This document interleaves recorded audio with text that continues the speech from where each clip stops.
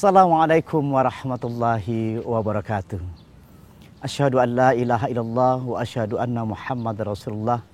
Allahumma salli wa sallim wa barik ala Sayyidina Muhammad wa ala alihi wa sahbihi ajma'in. A'udzu billahi minasyaitonir rajim. Bismillahirrahmanirrahim. Qad aflahal mu'minun alladzina hum fi salatihim khashi'un. Shadaqallahul azim. Ayyuhal muslimun rahimakumullah. Saat ini kita akan bincangkan tentang al-khusyu' fi shalah yang telah kita buat training di seantero Indonesia maupun luar negeri.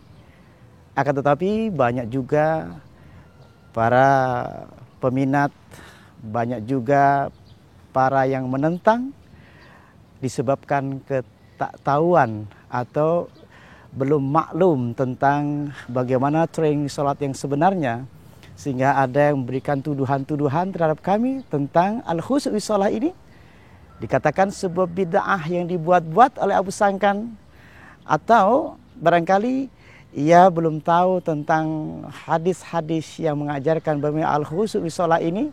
Insyaallah hari ini kita akan adakan satu jawaban-jawaban, mudah-mudahan membantu Anda semua. Apabila ada kesalahan, mari kita diskusikan atau kita muzakarah sehingga kita menjadi mukmin yang selalu mengadakan musyawarah, perbaikan hati antar kita. Dan kita akan mulai dengan berzikir dalam hati kita, selalu ingat pada Allah agar hati kita menjadi selalu tenang. Ala bidzikrillahi tatma'innul qulub. Hanya dengan hati yang selalu berzikir, hati kita akan tenang. Dan kita akan memperoleh rahmat dari Allah. Huwallazi anzala sakinata fi qulubil mu'minin liyazdadu imanan ma'a imanihim. Tuduhan atau fitnah terkadang kita menjadi perpecahan yang seharusnya kita duduk bersama, yang seharusnya kita menanyakan langsung, yang seharusnya tidak membaca buku saya berguru pada Allah atau al-khusyu' fi shalah separuh, sepotong. Ternyata yang saya ketahui tentang mereka yang menuduh, dia potong-potong sehingga salah makna atau maksud. Dan inilah hari ini mudah-mudahan jawaban dalam bentuk video ini membantu kita semuanya sehingga kita bisa menjadi damai hati kita, atau saling watawasau bil haq watawasau bis sabr. Mari kita awali diskusi kita atau penjelasan saya tentang makna-makna al-khusyu' ini yang dianggap menyeleweng oleh syar'i. Kita awali dengan kalimat Bismillahirrahmanirrahim. Mari kita ikuti dari pertama sampai akhir.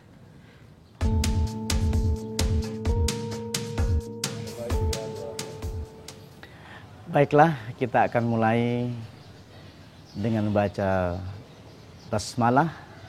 Bismillahirrahmanirrahim. Yang kita ingin ungkapkan sesuatu yang memang pada saat waktu lalu seseorang yang mengirimkan terhadap kami, yang telah mereka sudah berjumpa terhadap para alim ulama di Malaysia, sehingga kami perlu untuk menyampaikan sanggahan atau jawaban-jawaban. Mudah-mudahan ini menjadi komunikasi antara kita bisa bersambung dengan baik. Ada 17 poin yang harus saya sampaikan. Mudah-mudahan ini menjadi komunikasi kita yang baik sehingga terjadi watawasau bil haq watawasau bis sabr, yaitu saling berikan informasi, nasihat, saling menasihati yang hak untuk melakukan kesabaran. Poin pertama, bahwa kami dituduh melakukan suatu pelecehan terhadap sholat dengan memperendahkan hukum-hukum fikih yang dianggap melakukan penyimpangan. Sebenarnya tidak melakukan itu. Ini tertulis di halaman 43 dalam buku pelatihan sholat khusyuk. Sebenarnya ini tuduhan ini sebenarnya belum selesai untuk dibaca sepenuhnya. bahwa sholat apabila hanya melakukan aturan otak kiri atau hukum-hukum fikih yang kenyataannya adalah menghasilkan ketidaknyamanan dan rasa jenuh. Pendapat ini bukan pendapat Abu Sangkan. Rasulullah sendiri yang mengatakan kam min qa'imin hazzuhu min qiyami at-ta'abu wan nasab. Berapa banyak orang sholat tetapi ia hanya dapatkan rasa penat, capek atau lelah. Nah, Rasul yang mengatakan seperti itu tertulis di halaman 41 justru. Berarti sebelumnya belum dibaca. Kemudian perhatikan kalimat-kalimat di halaman 43 tentang bagaimana logika hukum aktivitas otak kanan dibiarkan liar karena telah berprinsip yang penting memenuhi syarat sahnya sholat. Jadi tidak, yang saya maksudkan adalah orang ini melakukan sholat tidak memerhatikan bagaimana hati hadir. Ya, jiwanya tunduk kepada Allah. Jadi ijlalan wa inkisaran wa zullan dan riqahnya keluar atau sehingga hati menjadi lunak. Maka saya gambarkan di sini orang yang melakukan hanya sekedar fikih tanpa melakukan kehadiran hati dan tidak dilakukan ihsan, yaitu anta'budallaha ka'annaka tarahu fa illam takun tarahu fa innahu yarak. Sudah dijelaskan di bawahnya sebenarnya bahwa jika hanya melakukan aspek fikih tanpa melakukan ihsan, ihsan ini adalah hukumnya orang yang melakukan sholat tetapi tanpa memikirkan, tanpa memperhatikan bahwa sholat itu sedang diperhatikan Allah. Alladzi yaraka hina taqumu wa taqallubaka fis sajidin. Orang yang sholat itu tidak segera memperhatikan bacaannya, tapi sedang diperhatikan Allah ketika berdiri sholat dan ketika ia sujud diperhatikan. Orang yang seperti inilah akan menghasilkan getaran, akan menghasilkan sakinah, yang menghasilkan rasa nyaman, bahagia, bahkan dirasakan kesejukan dan ketenangan yang mengalir ke dalam hatinya. Dikatakan di sini tidak kepada otaknya, tidak kepada logikanya, karena sesuatu yang turun ke dalam hatinya tidak bisa ditangkap oleh alat ukur seperti otak. Otak kiri menangkap naulir, tidak bisa menangkap otak itu. Kenapa? Karena tenang itu diturunkan oleh Allah kepada hati manusia. Huwallazi anzala sakinata fi qulubil mu'minin liyazdadu imanan ma'a imanihim. Ini tulisan ini, tuduhan ini ternyata terpotong karena kami dianggapnya tidak penting adanya fikih. Justru fikih itulah menuntun untuk mencapai kedalamannya, karena ada aturan lagi di dalam sholat itu harus ada memperhatikan tingkat ihsan, yaitu anta'budallaha ka'annaka tarahu fa illam takun tarahu fa innahu yarak.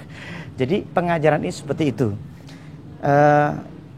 Demikian barangkali untuk di poin pertama. Sesungguhnya kami tidak ada sama sekali untuk melecehkan fikih, karena ketika kita menjalankan sholat bersama-sama kita melakukan fikih yang sempurna dari mulai takbir sampai salam.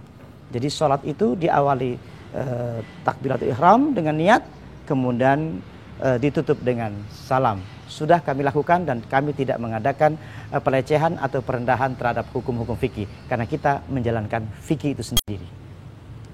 Kita lanjutkan pembahasan kedua, bahwa ada sebuah anggapan bahwa kami menghubungkan roh dengan Allah, yaitu silatun, yang dianggap oleh para ulama terutama di Malaysia bahwa saya melakukan hipnotis atau hipnotisme kepada peserta. Ini adalah tuduhan yang sangat tidak beralasan, karena kami tidak melakukan hal itu. Kami hanya melakukan menurut dalam tafsir fi zilal Quran karangan Said Qutb, as-salatu bimana ad-du'a, as-salatu bimana az-zikir, Bahkan dikatakan oleh Said Qutb, as-salatu bimakna silatun wa liqa'un bainal abdi wa rabbi. Salat itu adalah silatun, ada kesambungan, ada komunikasi antara sang hamba dengan Tuhannya. Ini hal yang wajar kalau disampaikan bahwa salat ad-du'a itu memohon kepada Allah. Wasta'inu bis sabri wassalah wa innaha lakabiratun illa 'alal khashi'in. Jadi ada perintah Allah untuk meminta tolong, untuk meminta bantuan kepada Allah dengan melakukan salat. Fa idza hasabu amrun faza'a ila sholati. Rasulullah itu apabila punya problem, punya masalah, beliau salat 2 rakaat untuk apa? Untuk memohon kekuatan, untuk memohon perlindungan melalui salat, bukan dengan yang lain. Tuduhan terhadap hipnotis itu tidak berdasar karena tidak melakukan itu. Dalam konsep hipnotis sebenarnya itu justru dia masuk bawah sadar, subconscious and unconsciousness. Sedangkan salat adalah menjaga kesadaran penuh, melakukan suatu perjalanan rohani mendekat kepada Allah dengan kuat, tak terpengaruh oleh apapun selain Allah. Dia hanya melakukan apa yang diajarkan, apa yang diucapkan sesuai dengan syariat Rasulullah SAW, sehingga kita melakukan tidak bisa dihipnotis oleh apapun, termasuk pikiran. Pikiran kita menghipnotis untuk keluar dari sholat kita.